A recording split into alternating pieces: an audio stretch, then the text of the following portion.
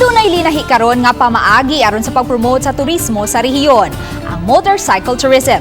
Karong tuiga nanukad ang kapin sa 800 ka mga rider sa Mandawi City Sports Complex aron tadlason ang 800 kilometers loop paingon sa Negros Oriental ug balik dinhi sa Subo. Si Chelo Valiena sa report.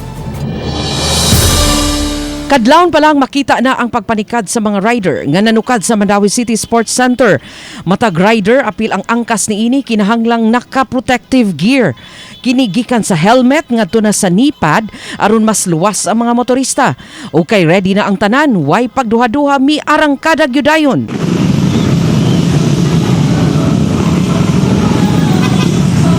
Gawas ni ini gikinahanglang mutuman ang matag motorista sa maximum speed nga 100 km per hour.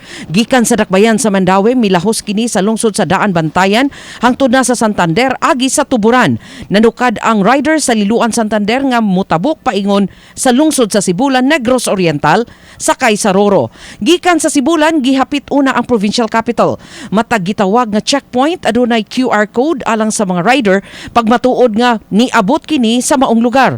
Dayon gibiyahe na usab sa loopers ang mga lungsod sa Siaton, Santa Catalina ug Tanhay City. Sa matag karon og unya mohapit sila sa mga tourist spot sa nagkalain-laing lungsod sa Negros Oriental. Humani ini mibalik ang grupo sa lungsod sa Sibulan aron mulabang pagbalik sa Santander sa lalawigan sa Sugbo.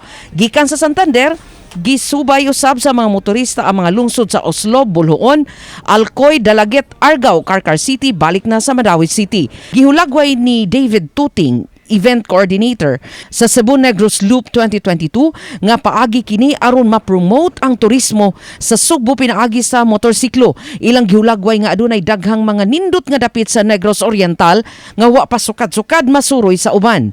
We were able to well organize the event that inigabot sa looper, for example, to a certain municipality like Tanhay, Siaton, all in Negros Oriental, na ana sila receiving party. Samtang gipahibaw ni Ron Sagolili, Event Coordinator, nga ang Bohol Loop na usab ang gipangandaman.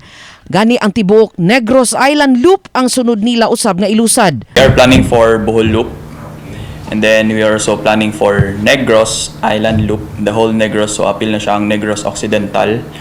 And then ikatulo for this year will be the Cebu Loop. Malipayon sila si Tuting ug Sagolili nga gihangop sa Department of Tourism ang proyekto nga may mga kawani sa regional nga buhatan ang misaksi sa kalihukan. Ang loop gitapos sud sa duha ka adlaw.